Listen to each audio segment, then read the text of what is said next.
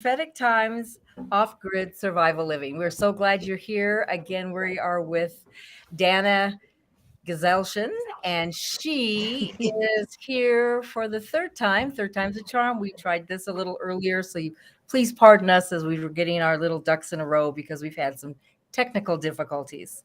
So show was sponsored by the Arc of Sustainability, which is having a boot camp that's off-grid, interactive. You come, you stay, July 25th to the 30th. This year, 2023. If you're interested, reach out. You can see there's an email there, our website, thearcofsustainability.com. Click on that. We have all sorts of great speakers. But as we get started here, we just want to introduce Danna again, as she was a nurse for 16 years. And she switched to natural remedies because of the interest in the wholesome world, realizing that nature has its own healing realm of its own possibilities. She found fascination in that and decided to cross over from just being a nurse, which is always a value, but also learning how to find, to understand, and to utilize natural remedies. Welcome to the show, Danna. This show is Natural Remedies for Garden Warriors. Welcome. Thank you so much. It's good to be here. I appreciate the opportunity and your patience with our technical difficulties. All good. So I just want to have you tell us a little bit more about how you did the crossover. What was the fascination and where did this all begin with you? Well, for those who may have heard, as I was beginning before, I was raised on a farm in Alabama, East Central Alabama, and my parents' farm joins a medical missionary school called Uchee Pines Institute. I was not raised of the faith that I am now, but things were sometimes kind of rough at home, and I found my peace in going out, being with our horses. We raised horses, and I would, spend time with them and go riding out in the woods and things, and I would end up riding my horse over to this medical missionary school to give the little kids rides on my horse. And I noticed that the families there seemed to be very different. The fathers were nice to their kids and they were nice to their wives. And that was something that I was not really accustomed to. And it was very appealing to me and something that I really enjoyed being around. And so I would ask them questions, and sometimes when I would go over, I would have a mouthful of ulcers from stress, at home, and they would give me little remedies and things like that, to help with it, and it did help, and that fascinated me. And I was always kind of the kid in the community that everybody would call to, can you come take my dog's stitches out or whatever, because everybody knew that I liked doing stuff like that. I actually wanted to be a veterinarian, and I am of very small stature, and my dad wouldn't let me go to vet school because I was little. I wanted to work on horses, and he was afraid I'd get hurt, so he forbade that. So I went into nursing school, and I think God's hand was in that, really, because of where I am now. But at any rate, that was kind of planted in me at a very early stage. And then as I went into my nursing career, and I was doing things that really kind of hurt my conscience. And I knew that, I was hurting people with medications. I was seeing my colleagues. I made drug errors because, when you've got 10 patients and, not a lot of help and support, and your patients are being taken here and there by other departments, it's hard not to make a mistake. And so I was seeing these things, and I saw doctors make mistakes that actually would put people in critical care, and I knew that these things were covered up, and I thought, this is not right. And I was offered the opportunity to take training at this medical missionary school that I mentioned earlier. And so I had a choice between taking a very nice job in a different critical care unit and going to medical missionary school. And I made the very difficult decision to quit my nursing job or to refuse that job and go to this medical missionary school. And I guess I kind of didn't look back as far as my love for natural remedies growing. It just took off from there. And I did do a little bit more nursing after that, but it was things like home health and stuff like that. So that's kind of how the crossover began. And after I took the training at the medical missionary school, I toured with Dr. Agatha Thrash for a while, and that's the first time I went to Arizona, your state, and I fell in love with the Arizona night sky. So, it's beautiful. It is beautiful. Yeah. So you do a lot of things in the it's like sustainable world. I know you live on a farm, is that right?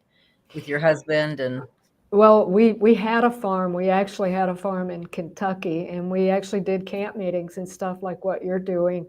Um, but I I actually, at that farm, I got bitten by a tick, and well, before that, I got tetanus. My cat scratched me, and I ended up with tetanus, and that really was tough. I mean, I was on oxygen for 2 months, and at first, we didn't really know what was going on, but then, when the jaw started tightening up and stuff, I thought, this is tetanus. wow.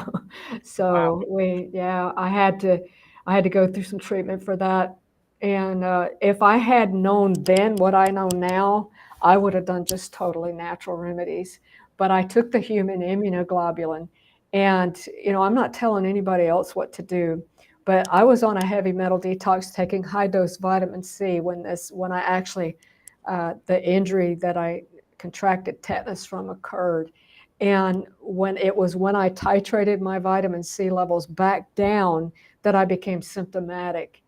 And so it was after I became symptomatic that the doctor that we went to, she wanted me to take the human immunoglobulin, which, if you know about rabies and you have to get all these shots, well, it's the same for tetanus. And let's see, I had one in each arm, two in each leg, and right here was where the injury was. And I had 3 shots on each side of that injury, and all of those shots were with an 18 gauge needle, and it was incredibly painful. And each one of those injections had thimerosal, which is mercury. And so I'm still dealing with detoxing my body from the mercury. And so I learned later that high dose vitamin C will prevent tetanus from running its full course. So after the tetanus, I got Rocky Mountain spotted fever, and that almost killed me. If you don't know, Rocky Mountain spotted fever is the most deadly. I think it's a 30% mortality rate. And so we ended up having to sell the farm.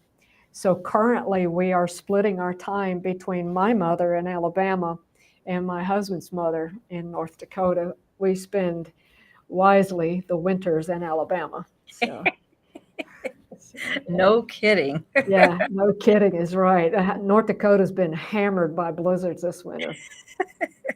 Yeah, what a blessing that you're not being stuck in that, shoveling that snow for sure. Exactly. Yeah. Well, I see that you're out harvesting a lot of pine from Yes. a lot of the trees that your mother has. Could you explain how you do that, why you do that, and what the Yeah. benefits of all of that are? Well, the Lord really blessed humanity when He gave us the pine tree, because it's not just the sap, which is what I've been harvesting lately. My mother, as you mentioned, uh, she actually just had a lot of pine trees cut down on her farm, and a lot of the sap is too high up for us to reach. It's kind of dangerous to try to get up there with a ladder, and you're hammering away with that, fall off the ladder, break a neck, trying to make pine sap for somebody. But when these trees were cut down, I could access all of that sap. And the sap, uh, it actually it's the liquid sap that would be ideal, but because that's difficult to harvest, I get the resin.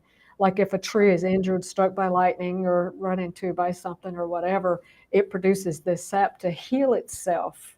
It's a second skin, a scab, so to speak. And so nature, God put this in nature that we can look at something and kind of get an idea of what it's good for. You know, if you look at the pine tree when it releases its pollen, that the pollen is the male part of the tree, and it's androgenic. In other words, it raises the testosterone level in men.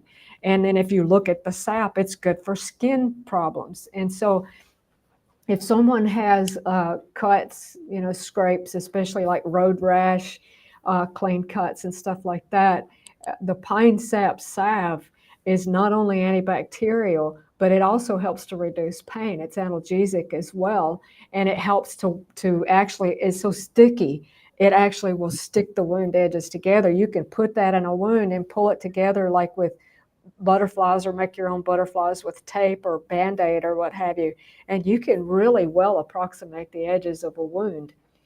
And so, it's not just the sap, it's not just the pollen, but the inner bark of the pine tree is edible. It's kind of tough, but you can actually saute that a little bit, and it gets, some people call it bark bacon. It's actually crunchy, almost like bacon. And then, I was teaching a lot of people about during when we had the virus thing going on, the COVID virus. If you take pine needle needles themselves, you can make a tea out of that. Not only is it high in vitamin C, but it also contains something called shikimic acid. And that shikimic acid really helps that spike protein not to adhere, to our ACE2 receptors on our, anyway, it helps to prevent the COVID virus. So there's just so many benefits from the pine tree. So, and that's really where I have found my passion, is going out in the woods, which is where I love to be anyway, and finding food and medicine. That is really my love. I really enjoy doing that. So. And you are doing other herbs and things, using them as well when you're sick and helping other people? Absolutely. Yeah. I mean, I make tinctures, and I have a salve called Boo Boo Balm. And of course, the pine sap salve. I have an anti inflammatory salve that has herbs in it like nettle, stinging nettle, which, if you don't know, stinging nettle, I think will grow just about anywhere. And it's probably one of the most nutritious plants known to man, and it is also a natural steroidal anti-inflammatory. It actually has steroid-like properties. So yes, we use all kind of different herbs for all kind of different ailments. And do you do classes?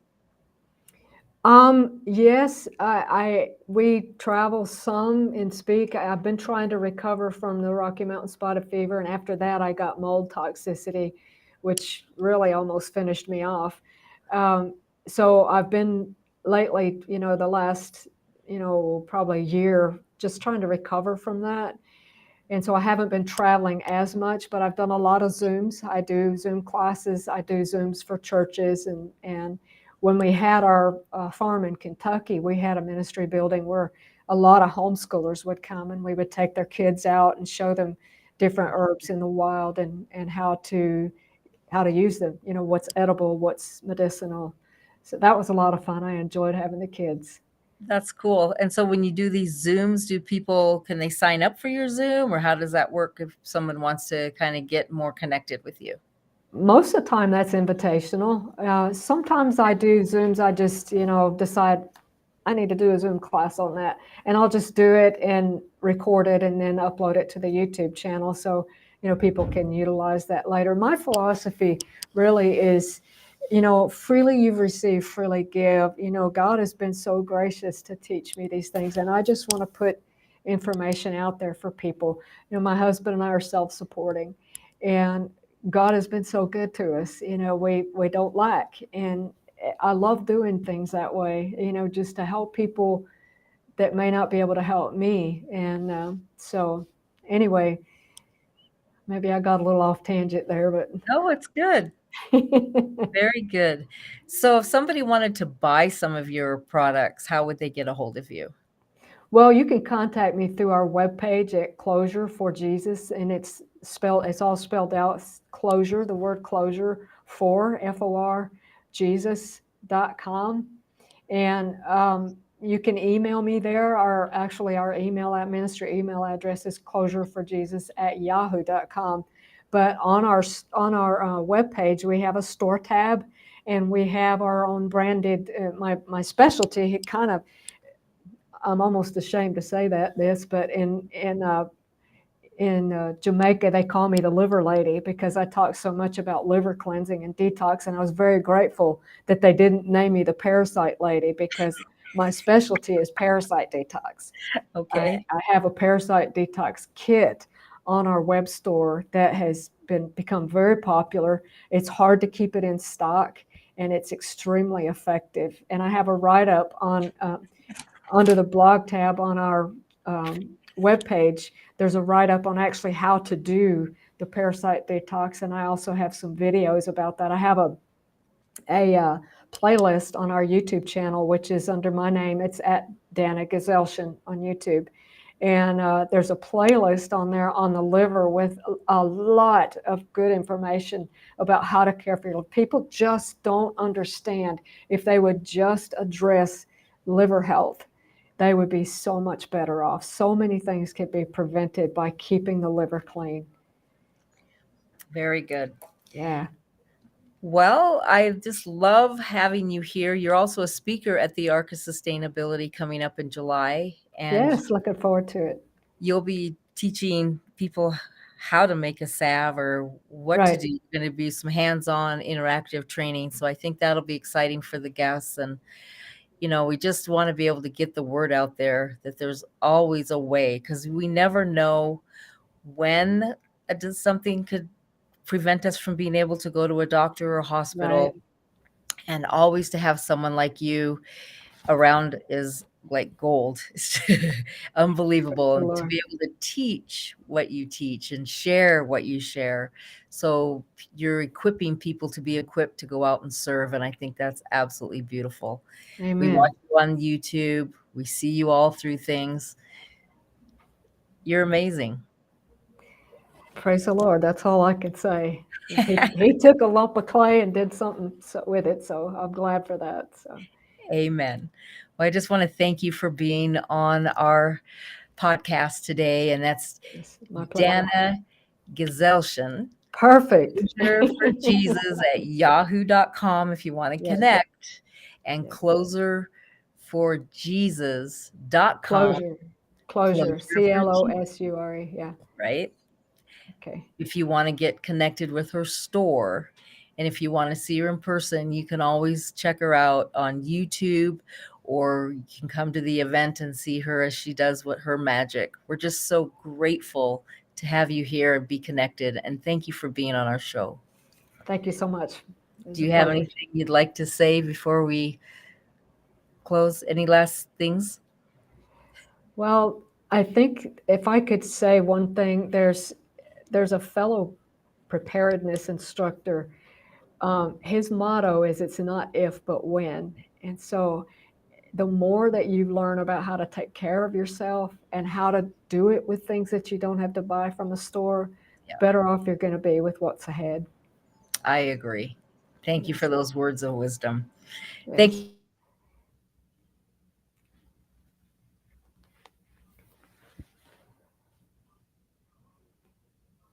But we do know things are going to change. Be blessed.